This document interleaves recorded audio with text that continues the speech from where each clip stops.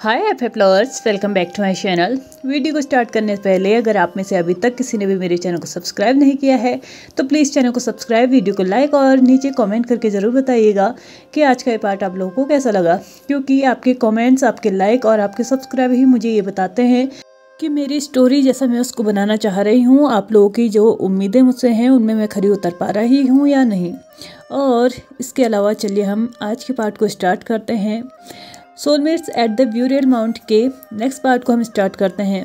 Last part में हमने देखा था कि वीवू जान लान वांगजी को अपने रूम में बुलाता है, अपनी केव में बुलाता है। रूम तो उसके पास नहीं था, गरीब इंसान, उसके पास केव थी, यानी कि एक गुफा थी जहाँ पे वो रहता था।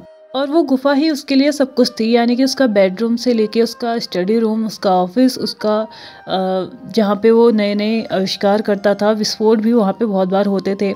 तो सीधा सा मतलब है कि ये गुफा ही उसके लिए हर एक चीज़ का काम कर रही थी। तो एक सर्वेंट से कह के वांगजी को अपने रूम में बुलाया था और वांगजी भी उसके रूम में आ चुका था। वांगजी जैसे ही रूम में आता है तो विंग उससे उटपटांग बातें करने लगा था, यानी कि उसके फर्स्ट नाइट की बातें करने लगा था, जिसको सुनने के बाद जो वांगजी है ना, उसका मतलब बहुत डिस्कस्ट सा लुक उसने मतलब विंग को दिया था कि अचानक ये कैसी बात विंग करने लगा है। उसने सोचा तो था कि विंग उसके साथ मिसबिहेव करेगा, अच्छे से बात नहीं करेगा, उसको मिसट्रीट करेगा, बट सेक्सुअल चीज़ें उसके साथ करेगा ये उसने कभी नहीं सोचा था, क्योंकि उसने इन चीज़ों के बारे में, दो लड़कों के बीच में ऐसी कोई चीज़ें हो सकती हैं, ये कभी नहीं सोचा था। विंग के अलावा कोई और शायद ये बातें कर रहा होता तो शायद उसको उतना बड़ा झटका नहीं लगता, क्योंकि विंग का वो किसी टाइम में बेस्ट फ्रेंड रह चुका था और विंग के लिए ही वो यहाँ पे भी आया था।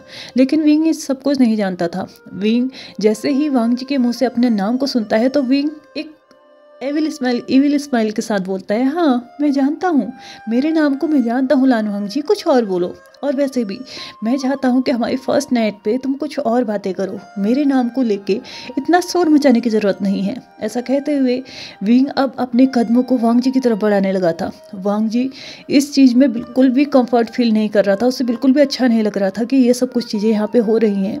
तो वो बैक स्टेप्स लेने लगा था, लेकिन वीवू जान पहले ही उससे बैक स्टेप लेने से पहले वो अपने कदमों को आगे बढ़ा रहा था, जिसकी वजह से वो ऑलमोस्ट वांगजी के करीब आ चुका था।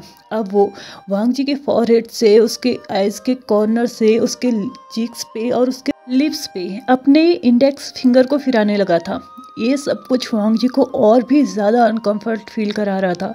ऐसा लग रहा था वांगजी के लिए इससे ज़्यादा डिस्कस्ट चीज़ और कुछ हो ही नहीं सकता। डिस्कस्टिंग का एग्जैक्ट हिंदी मीनिंग होता है अपवित्र। तो उस वक्त वांगजी को भी कुछ ऐसा ही फील हो रहा था। उसे भी अपने आप को मतलब इस तरीके से विंग के सामने प्रेजेंट करना बिल्कुल भी अच्छा फील नहीं हो रहा था। उसे अपने आप में ही सेम फील होने लगी थी कि आखिरकार वो यहाँ पे कर क्या रहा था, आखिरकार वो वीवू जान पे विश्वास कैसे कर सकता था, आखिरकार क्या सच में उसका विश्वास आज टूटने वाला है। उसके माइंड में बहुत सारी क्वेश्चंस चल रहे थे, लेकिन विंग ने अपने एक्शंस को बिल्कुल भी नहीं रोका। अब उसके हाथ जो थे नीचे नीचे जाते रह रहे थे, यानी कि उसके नेक पे, उसके शोल्डर पे, उसके चेस्ट पे और उसके टमी पे, उसके बेली पे जाके वो रुक चुके थे। और टाइटली उसने उसके वेस्ट को टाइटली पकड़ा और अपनी तरफ खींचा।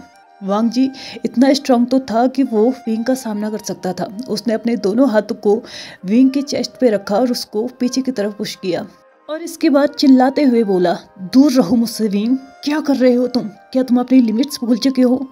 विंग बोलता है, क्या कहा तुमने, लिमिट्स, कौन सी लिमिट्स, आज हम लोग की फर्स्ट नाइट है और ये तो मेरा अधिकार बनता है कि मैं अपनी वाइफ के साथ अपनी पूरी डिजायर्स पूरी करूं। एंड एज माई वाइफ तुम्हें मुझसे कोऑपरेट करना चाहिए, तुम्हें तो अपने आप को मेरे सामने प्रेजेंट करना चाहिए लान वांगजी। लान वांगजी बिल्कुल भी मतलब उसको इतना गंदा फील हो रहा था ना इस वक्त कि वीवू जान उसकी जो फीलिंग थी ना उसका 1% भी इस वक्त फील नहीं कर पा रहा था। वांगजी दोबारा से बोलता है, मुझसे दूर रहो विंग, क्या कर रहे हो तुम, मैं यहाँ पे इसलिए नहीं आया हूँ कि मैं तुम्हारे साथ।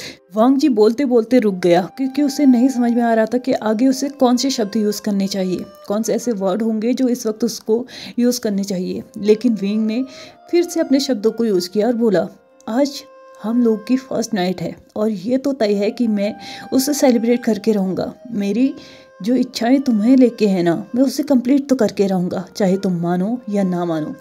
ऐसा कहते हुए उसने वांग जी को बेड में पुश कर दिया। विंग ने अपने एंड से पूरा फोर्स यूज किया था और वांग जी जाके उस बेड में गिर गया, जो कि बेड नहीं, एक पत्थर वाला बेड था। यानी कि वो कोई वुडन बेड नहीं था, एक पत्थर वाला बेड था जिसमें ज़्यादातर गद्दे वद्दे भी नहीं बिछे हुए थे, जिसकी वजह से वांग जी जैसे ही उस बेड में जाके गिरता है तो उसको अपने बैक में पेन होने लगता है। एक तो विंग ने भी उस पर पूरा फोर्स यूज किया था और नीचे से पत्थर का भी फोर्स आ चुका था, जिसकी वजह से वांग जी इमीडिएटली तो अपने आप को मतलब मूव नहीं कर पाया और नहीं खड़ा हो पाया। लेकिन विंग के पास ये चांस अच्छा था। जैसे ही वांग जी बेड में जाके गिरा था, विंग ने अपने पॉकेट से एक पेपरमैन को निकाला और वांग जी के ऊपर जाके फेंक दिया। वांग जी अगर खड़ा होता तो उस पेपरमैन का इम्पैक्ट उस पर ज़्यादा नहीं होता, लेकिन इस वक्त वांग जी बेड में पड़ा हुआ था, जिसकी वजह से उस पेपरमैन का उस पर इतना ज़्यादा इम्पैक्ट हुआ था कि वो अपने आप को मूव भी नहीं कर पा रहा था। वो अपने आप को इतना हैवी फील करने लगा था कि मानो अब वो जब तक 10-12 लोग उसको उठा के शिफ्ट नहीं करेंगे वो तब तक मूव ही नहीं कर पाएगा। वो बहुत ज़्यादा कोशिश कर रहा था खुद को मूव करने की, लेकिन वो चुपचाप वैसे के वैसा ही पड़ा रहा। वो अपने एक उंगली तक नहीं हिला पाया, क्योंकि विंग के उस पेपरमैन में इतनी पावर थी ना, अगर सोया हुआ इंसान सोया है तो वो उठ नहीं पाएगा। अगर इंसान खड़ा है तो वो उस पर ज़्यादा इम्पैक्ट नहीं करता था, लेकिन अगर इंसान सोया हुआ है तो वो इंसान का उठना नामुमकिन है जब तक उस पेपरमैन को उसके ऊपर से ना हटाया जाए। क्या कहा तुमने लानवांग जी? तुमने इस बारे में नहीं सोचा? किस बारे में नहीं सोचा तुमने? हमारी फर्स्ट नाइट के बारे में नहीं सोचा? क्या तुमने मेरे साथ वो सब कुछ करने के बारे में बिल्कुल भी नहीं सोचा? लेकिन क्यों नहीं सोचा? क्या तुम्हें नहीं पता था कि एक हस्बैंड वाइफ अपनी शादी के बाद फर्स्ट नाइट में क्या करते हैं? वांग जी के नेक से ऊपर का हिस्सा बिल्कुल एक्टिव था, यानी कि वो अपने सर को हिला सकता था, बातें कर सकता था, अपने आंखों को मतलब वो जो पलके थी ना उनको झपका सकता था, सब कुछ कर सकता था सिर्फ अपने सर के साथ। बाकी बॉडी वो कितनी भी कोशिश कर ले, जब तक वो पेपरमैन उसके ऊपर से नहीं हटाया जाएगा वो बिल्कुल भी मूव नहीं कर सकता। वांग जी कुछ बोलता इससे पहले ही विंग अपने पॉकेट से एक और तलिस्मान निकालता है और उसको जाके फेंक देता है मेन डोर की तरफ, ताकि बाहर से ना ही कोई आवाज़ अंदर आ सके और ना ही अंदर की आवाज़ कोई बाहर जा सके, क्योंकि वो जानता था कि अब जो वो लानवांग जी के साथ करने वाला है उसमें बहुत ज़्यादा नॉइज़ होने वाली है। वांग जी चिल्लाने वाला भी है, वांग जी रोने वाला भी है और वांग जी को तकलीफ़ भी होने वाली है। लेकिन अब वांग जी बोलता है, प्लीज़ प्लीज़ मैं तुमसे रिक्वेस्ट कर रहा हूँ, ये सब कुछ यहीं पे रोको, बंद करो ये सब कुछ। मुझे नहीं लगता कि तुम ये सब कुछ करने के बाद खुश रह पाओगे। मैं पूरी तरीके से श्योर हूँ विंग कि ये सब कुछ करने के बाद तुम इन फ्यूचर बहुत ज़्यादा पछताओगे, बहुत ज़्यादा रिग्रेट फील करोगे। प्लीज़ तुम इन फ्यूचर रिग्रेट फील करो, इससे पहले ही ये सब कुछ बंद कर दो। मैं तुमसे रिक्वेस्ट करता हूँ, प्लीज़ प्लीज़ ये सब कुछ मत करो। वांग जी बहुत ज़्यादा डर चुका था, क्योंकि उसे नहीं पता था कि उसके साथ ये सब कुछ होने वाला है, इसलिए उसने कोई प्रिपरेशंस भी नहीं की थी, कोई भी अपने साथ मतलब कोई ऐसी तैयारियां भी नहीं की थी जिसकी वजह से वो विंग का सामना कर सके। उसे तो यही लग रहा था कि वो फिर से उसी विंग से मिलेगा जो लगभग 10 साल पहले उसके साथ रहा करता था। उसी के साथ, हाँ वो हो सकता है उसके साथ मिसबिहेव करे, ढंग से बात ना करे, उसको मिसट्रीट करे, हो सकता है लोगों के सामने उसकी इंसल्ट भी करे, लेकिन उसको फोर्स करेगा सेक्स के लिए उसने कभी नहीं सोचा था। विंग बोलता है, क्यों रिग्रेट फील करूंगा मैं? आखिरकार मैं अपने वाइफ के साथ ही तो नाइट स्पेंड करने वाला हूँ ना, तो मैं क्यों रिग्रेट फील करने लगा? और ये सब कुछ तुम्हें तब सोचना चाहिए था लानवांग जी, जब तुम सब लोग मिलके मुझे और मेरी इस फैमिली को मारने की कोशिश कर रहे थे। अब जो चीज़ें तुम लोगों ने यहाँ पे बिगाड़ के रखी हैं तो कॉन्सिक्वेंसेस तो तुम लोगों को भुगतने ही पड़ेंगे ना। वांग जी बोलता है, उसके लिए तुमने मुझसे शादी कर तो ली है ना, अब क्या करना चाहते हो तुम? विंग बोलता है, शादी कोई इंसान किसी से क्यों करता है? आखिरकार मैं तुम्हें यहाँ शोपीस में रखने के लिए तो नहीं लाया हूँ ना, तो मेरी डिजायर्स जो तुम्हें लेके हैं मैं उन्हें कंप्लीट तो करके रहूँगा।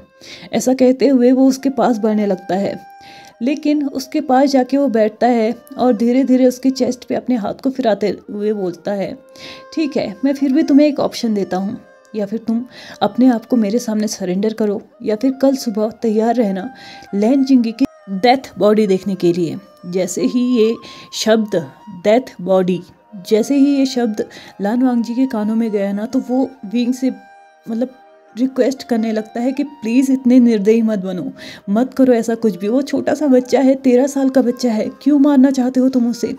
विंग बोलता है, मैं उसे नहीं मारना चाहता, मैं उसे बिल्कुल भी नहीं मारना चाहता। अगर मैं उसे मारना चाहता तो मैं उसे मार देता अभी तक। लेकिन देखो ना, तुम मेरी बात ही नहीं मान रहे हो, तुम मेरी बात नहीं मानोगे तो मैं कुछ ना कुछ तो करूँगा ना जिससे मेरा एंटरटेनमेंट हो सके। आखिरकार अगर मैं अपने वाइफ के साथ नाइट स्पेंड नहीं कर सकता तो मैं लोगों को मारूंगा, जो कि मुझे बहुत अच्छा लगता है। और वैसे भी एक डिमोनिक कल्टीवेटर को ये सारी चीज़ें बहुत अच्छी लगती हैं। खून, मरे हुए शरीर, उनके शरीर से बहता हुआ खून बहुत अच्छा लगता है। क्या तुमने डिमॉन्स के बारे में बिल्कुल भी पढ़ाई नहीं की? मुझे तो लगा था लैंड सेक्ट में तुमने लगभग हर एक चीज़ के बारे में पढ़ा होगा, तो तुम ये चीज़ पढ़ने से कैसे चूक गए? वांग जी बोलता है, प्लीज़ प्लीज़ बंद करो, मैं जानता हूँ तुम ऐसे नहीं हो, प्लीज़ ये सब कुछ बोलना बंद करो, और प्लीज़ प्लीज़ इस सब को यहीं पे रोको। मैं जानता हूँ तुम ऐसा कुछ भी नहीं करने वाले, ना तुम मुझे कुछ करने वाले हो और ना ही तुम लैंजिंग को कुछ करने वाले हो। प्लीज़ मैं तुमसे रिक्वेस्ट कर रहा हूँ, मैं जानता हूँ तुम मेरी रिक्वेस्ट को ज़रूर एक्सेप्ट करोगे। विंग फिर से वांग जी की पूरी बातों को इग्नोर करते हुए बोलता है, ऑप्शन 1 या ऑप्शन 2, या तुम सरेंडर करो या फिर मैं लैंजिंगी को मारूंगा। ऐसा कहते हुए वो अब सिर्फ वांग जी की आंखों में देख रहा था। वांग जी के फेशियल एक्सप्रेशंस कुछ ऐसे थे जैसे वो विंग से पूछना चाहता हो, क्या सच में तुम ये सब कुछ करना चाहते हो? क्या सच में मेरे पास इसके अलावा कोई और ऑप्शन नहीं है? और विंग के फेशियल एक्सप्रेशंस को देख के ऐसा लग रहा था कि हाँ, तुम्हें इन दोनों में से किसी एक चीज़ को तो चुनना होगा। लगभग 5 मिनट तक वो एक दूसरे को ऐसे ही देखते रहे। किसी ने भी आई कॉन्टैक्ट ब्रेक नहीं किया था, किसी ने भी अपने फेशियल एक्सप्रेशंस को चेंज नहीं किया था। लेकिन उसके बाद वांग जी ने अपनी आंखों को स्लोली बंद करना शुरू कर दिया, क्योंकि उसके पास सच में अब कोई और ऑप्शन नहीं रह चुका था। क्योंकि इतना तो वो जानता था कि वी वुजियान जहाँ से जिद पकड़ लेता है जिस चीज़ की, चाहे वो सही हो या गलत, वो कभी भी उस चीज़ को छोड़ता नहीं है। इसलिए उसने अपनी आंखों को स्लोली बंद करना शुरू किया, जो कि विंग के लिए क्लियरली इशारा था कि ठीक है, मैं तुम्हारे फर्स्ट ऑप्शन को, यानी कि मैं खुद को तुम्हारे सामने सरेंडर करता हूँ। वांग जी इस वक्त अपने आप को कितना बेबस, कितने पेन में, कितने दर्द में, कितनी तकलीफ में महसूस कर रहा था, ऐसा कोई भी नहीं समझ सकता था उसके इस दर्द को, इस तकलीफ को, इस बेबसी को। उसे ऐसा लग रहा था कि न जाने कितने सांपों ने उसे एक साथ काट लिया हो। उसे इस वक्त इतनी घुटन महसूस होने लगी थी मानो वो एक ऐसे गुफा में बंद हो जहाँ से ना आने का रास्ता है ना ही जाने का रास्ता। एकदम अंधेरा है और बस थोड़ी सी ही जगह है जहाँ पे वांग जी ढंग से खड़ा तक नहीं हो सकता। बस वो खुद को ढूंढ रहा था एक रास्ता जहाँ से वो सांस ले सके, वो अपनी जान बचा सके। लेकिन उसके पास कोई रास्ता नहीं था, क्योंकि जो रास्ता था वो विंग ने ब्लॉक करके रखा था। वांग जी के इस फेशियल एक्सप्रेशंस को देखने के बाद कहीं ना कहीं एक सेकंड के लिए विंग को कुछ अजीब सा महसूस हुआ था, बहुत बुरा फील हुआ था।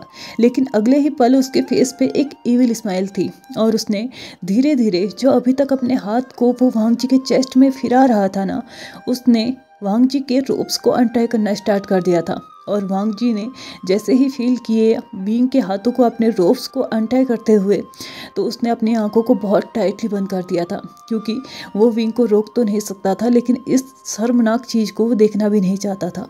विंग ने लगभग उसके पूरे रोप्स को निकाल दिया था, उसके इनर और आउटर दोनों रोप्स उसने एक झटके में उसकी बॉडी से दूर कर दिए थे। उसकी बॉडी एकदम नेकेड विंग के सामने थी।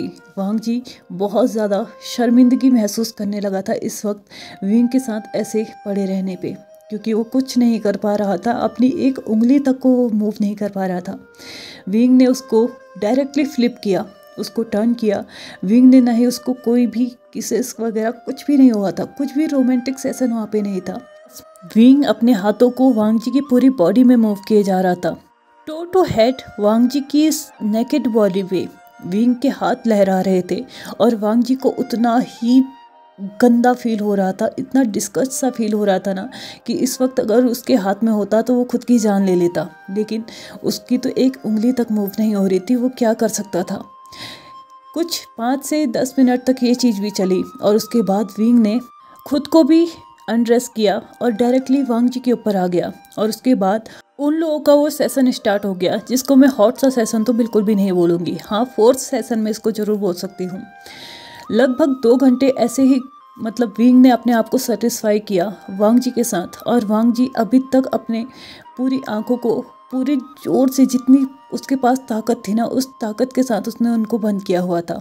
इस वक्त विंग जो उसके साथ कर रहा था ना, इस चीज़ को ना ही वो फील करना चाहता था ना ही देखना चाहता था। लगभग 2 घंटे निकल चुके थे। विंग खुद को पूरी तरीके से सेटिस्फाई कर चुका था, यानी कि उसने वांग जी को बहुत अच्छे से यूज़ किया था।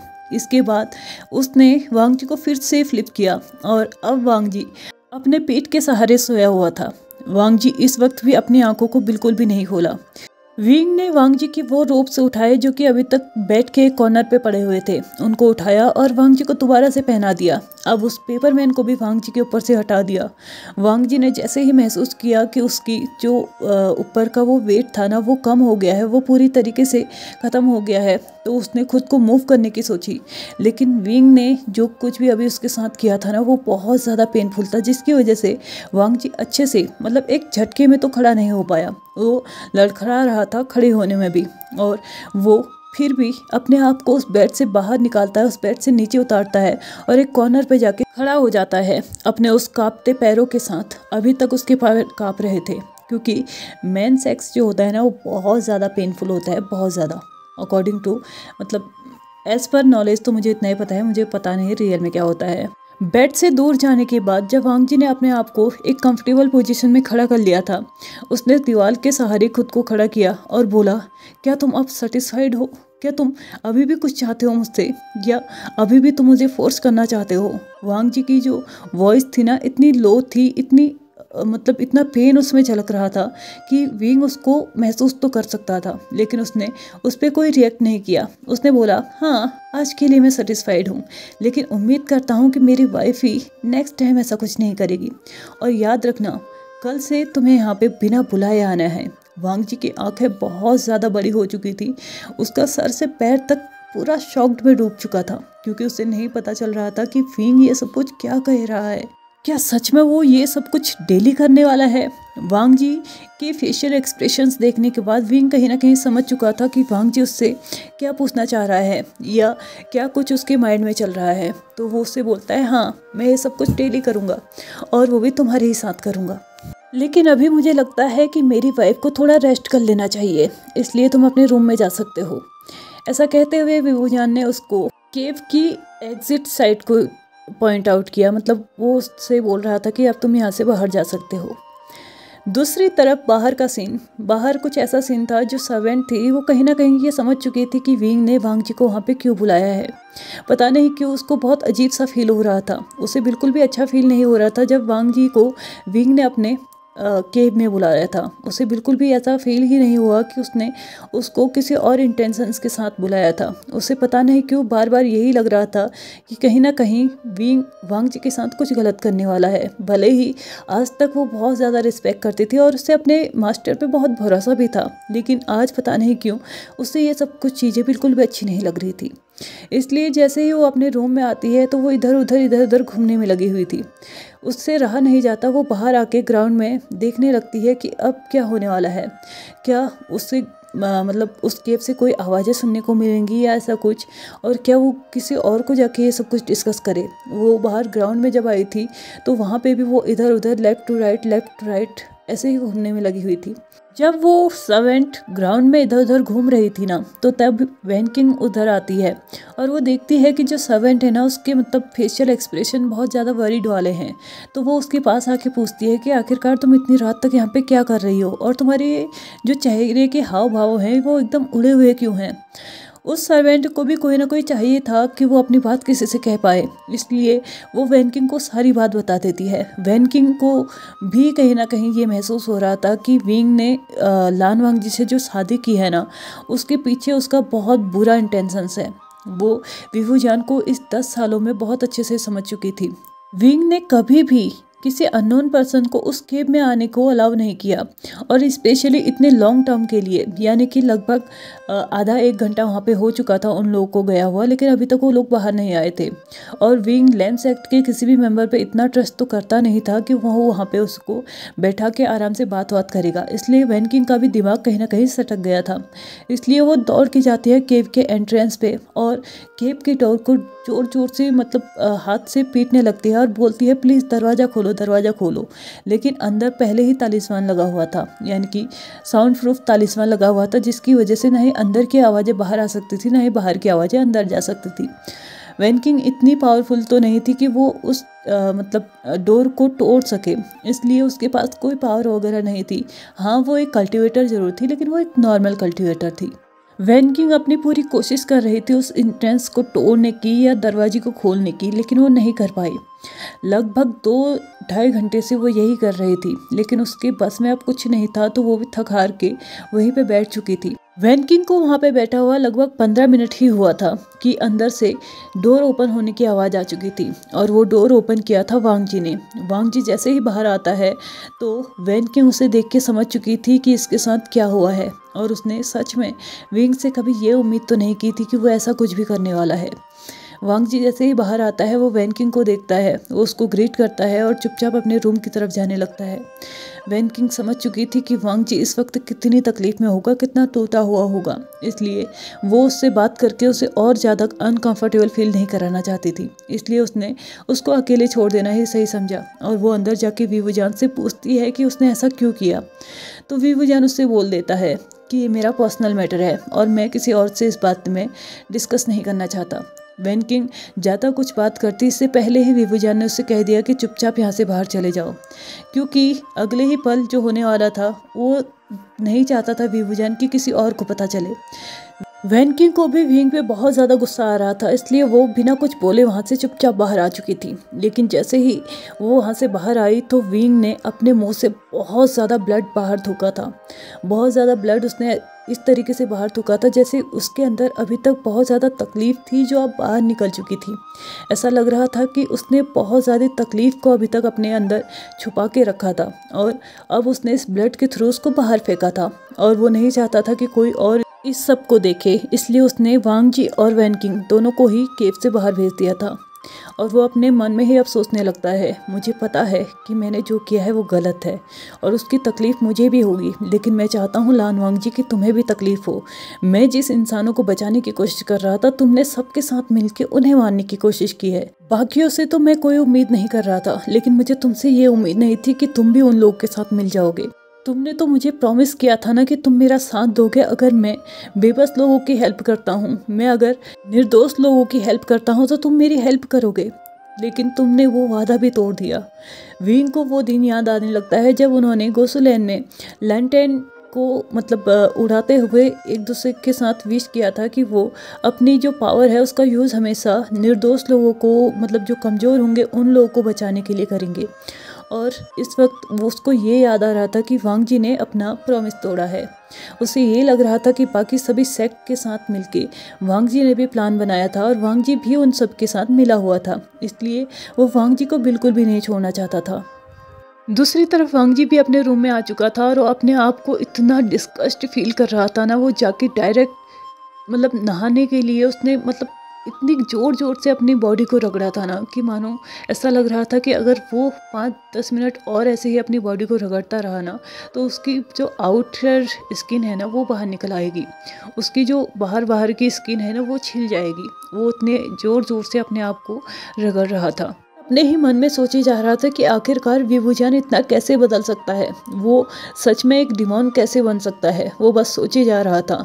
उसने अपने आप को पूरी तरीके से क्लीन किया, पूरी तरीके से विंग के जितने भी निशान उसके बॉडी पे थे उसने उसको क्लीन किया और चुपचाप आके अपने बेड में बैठ गया, क्योंकि उसे अब नींद आने से तो रही, इसलिए वो वहाँ पे आके ध्यान लगाने लगा था, मेडिटेशन करने लगा था। लेकिन उसका आज मेडिटेशन में भी कोई ध्यान नहीं लग रहा था। वो अपने आप को कमज़ोर नहीं करना चाहता था, वो अपने आप को टूटा हुआ महसूस नहीं करवाना चाहता था, और वो अब अपने मन में सोचने लगा था, चलो ठीक है, तुम क्या कर सकते हो और कितना कर सकते हो, अब मैं भी देखता हूँ, मैं देखता हूँ कि तुम अपनी कितनी लिमिट्स को और क्रॉस करने वाले हो। ऐसा कहते हुए वांग जी ने उस मेडिटेशन को वहीं पे रोक दिया, ब्लैंकेट पकड़ा और चुपचाप सो गया। भले उसको नींद तो नहीं आ रही थी, लेकिन अपनी कोशिशों में वो पूरी तरीके से लगा हुआ था। रात इसी तरह निकल चुकी थी, सुबह हो चुकी थी। सारे ब्यूरियल माउंट में लोग उठने के बाद चिल्ला रहे थे, मतलब कोई कुछ कर रहा था, कोई कुछ कर रहा था। वांग जी को इस सबकी कभी आदत नहीं रही थी, भले ही वांग जी 5 बजे उठ के अपना मॉर्निंग रूटीन्स, नहाना धोना सब कुछ कर के अपने रूम में बैठा हुआ था मेडिटेशन करने के लिए, लेकिन बाहर से जितनी आवाज़ें आ रही थी, कोई यहाँ दौड़ रहा था, कोई वहाँ दौड़ रहा था, कोई चिल्ला रहा था, कोई कुछ काम कर रहा था, तो उसकी वजह से वो प्रॉपरली अपने आप को मेडिटेशन करने के लिए भी मतलब फोकस नहीं कर पा रहा था इस सब में। इसलिए वो मतलब सोचता है कि कुछ टाइम वो ऐसे ही रहेगा, उसके बाद वो बाहर चले जाएगा। लगभग आधा घंटा निकल चुका था। अब वांग जी भी डिसाइड करता है कि उससे भी बाहर चले जाना चाहिए, क्योंकि आज के बाद उसने यहीं पे रहना है, उन लोगों से दूरी बना के कोई फ़ायदा भी नहीं है। इसलिए उन लोगों को जितनी जल्दी हो सके उतनी जल्दी समझना उसके लिए बेहतर होगा। इसलिए वो जैसे ही बाहर आता है वो देखता है कि लगभग सभी लोग खाना खाने के लिए बैठे हैं और कोई भी वांग जी को बुलाने नहीं गया था। लेकिन जैसे ही वांग जी अपने रूम से बाहर आता है तो सभी लोग वांग जी को ग्रीट करते हैं और कुछ सर्वेंट उसको इशारा करते हैं, यानी कि उसको बोलते हैं कि आप भी अपनी सीट ले लीजिए और हम आपको भी खाना परोस देते हैं। भले ही खाना अभी तक स्टार्ट नहीं हुआ था, बस वो उस एरिया में खाना अभी रखा ही जा रहा था, लेकिन धीरे धीरे लोग वहाँ पे बैठने लगे थे। वांग जी भी आके जैसे ही अपनी सीट लेने वाला था, वैसे ही विंग बोलता है, 1 मिनट, तुम्हें किसने बोल दिया कि तुम हमारे साथ बैठ के खाना खा सकते हो? वांग जी विंग को देखता है और बोलता है, तो अगर मैं इस वक्त खाना नहीं खाऊंगा तो कब खाऊंगा? विंग बोलता है, हम सबके खाने के बाद, और आज से तुम हमें सर्व करोगे। वांग जी की आंखें एकदम बहुत बड़ी वाइड हो चुकी थी, बड़ी हो चुकी थी। उसे नहीं समझ में आ रहा था कि विंग क्या करने की कोशिश कर रहा है। विंग उन सर्वेंट्स को इशारा करता है कि चुपचाप आके तुम लोग बैठ जाओ और आज के बाद खाना हमें वांग जी सर्व करेगा। वैन गिंग ने जैसे ही ये देखा, ये सुना, तो वो बोली, क्या तुम पागल हो? वो क्यों हमें खाना सर्व करेगा? जब यहाँ पे सर्वेंट हैं तो वही वो काम करेंगे। विंग बोलता है, क्या मैंने तुमसे राय मांगी? क्या मैंने तुमसे पूछा कि मुझे लान वांग जी के मैटर में क्या करना है? वो मेरा है, इसलिए जो मैं चाहूँगा वो वही करेगा और आज के बाद वो वही करेगा जो मैं कहूँगा। इसका मतलब है कि अगर इस वक्त मैं उससे बोल रहा हूँ कि हमें खाना सर्व करो तो वो वही करेगा, और अगर वो नहीं करेगा तो उसका अंजाम उसे भुगतना होगा। ऐसा कहते हुए वो लान वांग जी को इशारा करता है कि अपनी सीट से उठो और जो सर्वेंट के हाथ में बाउल है खाने का उसको पकड़ो और हम सबको खाना सर्व करो। विंग ने आज तक किसी के साथ भी मिसबिहेव नहीं किया था, इसलिए अगर वो सर्वेंट जाके वहाँ पे नहीं भी बैठते हैं तो भी वो जानते थे कि विंग उनको कुछ नहीं बोलने वाला है।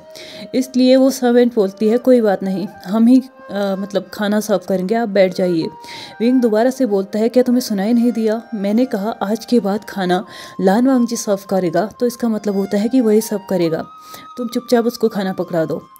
उस जो सर्वेंट थी उसने वांग जी को खाना तो पकड़ा दिया, लेकिन वो वहाँ पे जाके नहीं बैठी और उसने डायरेक्टली अपना फैसला सुना दिया कि जब तक लान वांग जी मतलब वो उससे बड़े हैं तो वो उनके खाने के बाद ही खाना खाएगी। ऐसा कहते हुए वो दूसरा बाउल पकड़ती है अपने हाथ में और उन सभी को सर्व करना स्टार्ट कर देती है। लान वांग जी ने सबको ऑलमोस्ट खाना सर्व कर दिया था। वो भी अपनी सीट में जैसे आने लगता है, विंग फिर से बोलता है, तुम्हें मैंने बोला ना कि तुम्हें इजाज़त नहीं है हम लोग के साथ खाना खाने का, तो जब तक हम लोग खाना खा रहे हैं तुम अपने नीज पे बैठे रहोगे जैसे एक सर्वेंट बैठा रहता है। ये सर्वेंट वर्ड जो उसने लान वांग जी के लिए वर्ड यूज़ किया था ना, वांग जी को बिल्कुल वैसा ही अपने लिए फील होने लगा था कि वो वीवो जान का एक सर्वेंट ही बन चुका है। एक ऐसा सर्वेंट जो उसके बॉडी के साथ साथ उसके मेंटली फिजिकली उसके हार्डली हर तरीके से उसके साथ खेल रहा था। इसके अलावा विंग एक और काम वांग जी को देता है। वो बोलता है, जैसे ही तुम्हारा खाना हो जाए तो तुम बच्चों की क्लासेस लेना स्टार्ट कर देना, क्योंकि मुझे नहीं लगता कि यहाँ पे तुमसे बेटर कोई हो सकता है जो उनको पढ़ाई लिखाई के साथ साथ मार्शल आर्ट भी सिखा सके। इसलिए आज के बाद तुम्हें ही ये सब कुछ देखना होगा और मैं उम्मीद करता हूँ कि मैंने जो तुम्हें काम दिए हैं वो तुम बखूबी निभाओगे, और जैसे ही तुम्हारी क्लासेस ख़त्म हो जाए तो तुम मेरे केब में आ जाना और उसको भी साफ कर देना, और नाइट की ड्यूटी तुम पहले से ही जानते हो। ऐसा कहते हुए वीवो जान अपने खाना खाना स्टार्ट कर देता है और लगभग सभी लोग अब खाना खा भी चुके थे। सामने खड़ी हुई जो सर्वेंट थी वो वांग जी को इशारा करती हैं कि अब वो भी बैठ जाएं, मैं उन्हें खाना सर्व कर दूंगा। लेकिन लान वांग जी बोलता है, कोई प्रॉब्लम नहीं है, हम दोनों एक साथ बैठ के खाना खा सकते हैं। इसलिए लान वांग जी उसको भी इशारा करता है कि वो भी आके बैठ जाए और हम दोनों एक साथ ही खाना खाएंगे। इस तरीके से लान वांग जी और उस सर्वेंट दोनों ने ही एक साथ खाना खाया और उन लोगों ने अपना ब्रेकफास्ट कंप्लीट कर लिया था।